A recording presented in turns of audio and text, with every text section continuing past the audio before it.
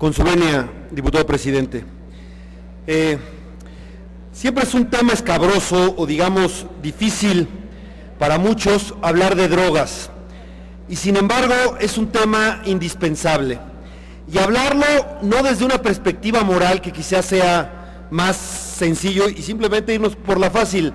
Las drogas son malas y por lo tanto tienen que estar prohibidas y el problema se acabó y persigámoslo. Ese discurso moral que de alguna manera ha sido el sustento ideológico de la guerra contra las drogas ha sido terrible para el país. Terrible en el mundo, no ha funcionado y en nuestro país ha sido incluso trágico. Como saben, presenté ya una iniciativa que regula la producción, procesamiento, distribución, venta y consumo del cannabis, de la marihuana, y esa está en su camino, está en la Comisión de Salud. Hoy presento una propuesta distinta, una propuesta que yo considero que es de alguna manera complementaria, previa, y que yo creo que puede ser más fácil para muchos sectores aceptarla. Y digo más fácil porque parece que se está haciendo un consenso que no hay que perseguir a los consumidores, que los consumidores no son el problema. Y es verdad que tenemos ya en nuestra legislación dosis personales inmediatas que se permite y con eso decimos, entonces ya está despenalizado el consumo. Pero la verdad es que en la realidad esa despenalización no funciona. En el caso de la marihuana son 5 gramos, en el caso de la cocaína es 0.5 gramos, que son dosis mucho más pequeñas de las que se pueden adquirir en cualquier modalidad. Y el resultado es que tenemos nuestras prisiones llenas de consumidores.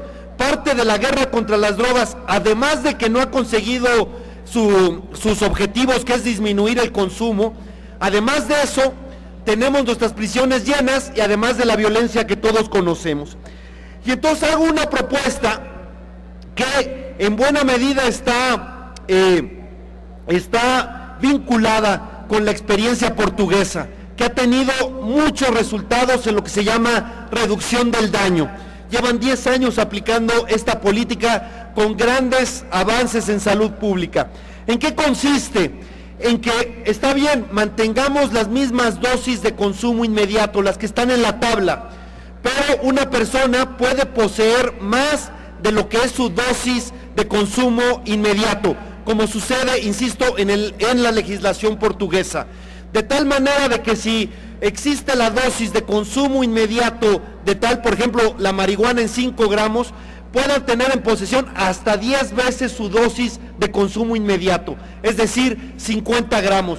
De esa manera, muchos consumidores ahora no serán considerados delincuentes y no serán metidos a prisión injustamente o extorsionados como actualmente sucede.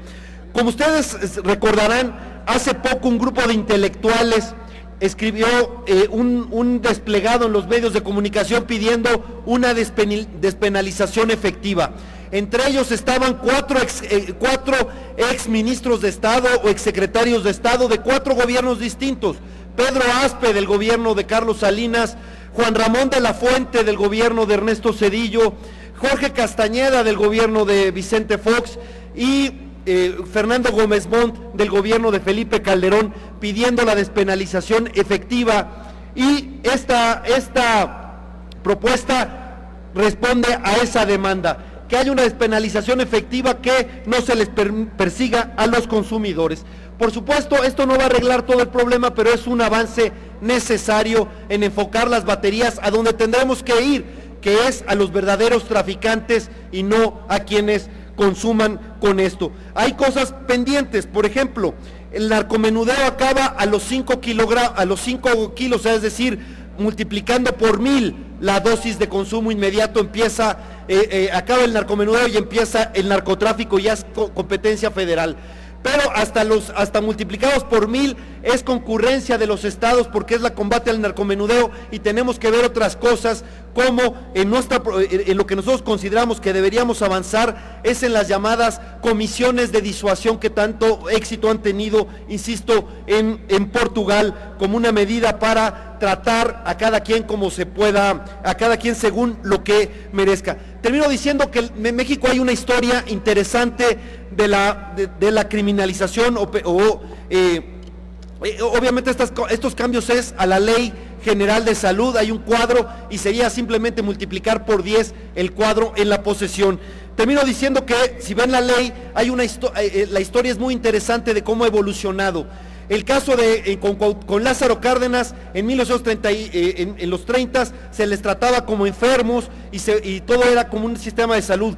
Y había en muchos periodos se veía como un asunto de salud pública, como enfermos. Fue con el gobierno de Carlos Salinas en donde hubo una persecución muy fuerte, quizás por la presión que había en la guerra contra las drogas, la intensificación, lo que estaba pasando en Colombia, pero a pesar de que se ha retomado esto de despenalizar el consumo, esta no es efectiva y ojalá se tome en cuenta y esta pueda avanzar. Va a la Comisión de Salud, las modificaciones a la Ley General de Salud, y lo que se busca es que no se persiga a los consumidores, no criminalizarlos, que en nuestras cárceles no estén quienes no deban de estar, porque si no son delincuentes cuando entran, luego en nuestras cárceles, que son escuelas del crimen, sí salen siendo delincuentes. Gracias.